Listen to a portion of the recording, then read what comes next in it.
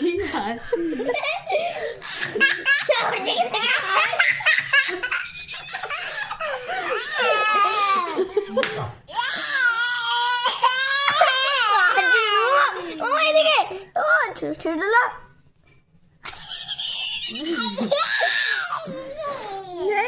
হেসে উল্টে পড়ে যাচ্ছে।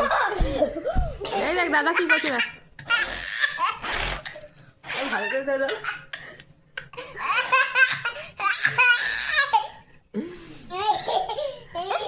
এত হাসছে উল্টেই পড়ে যাচ্ছে।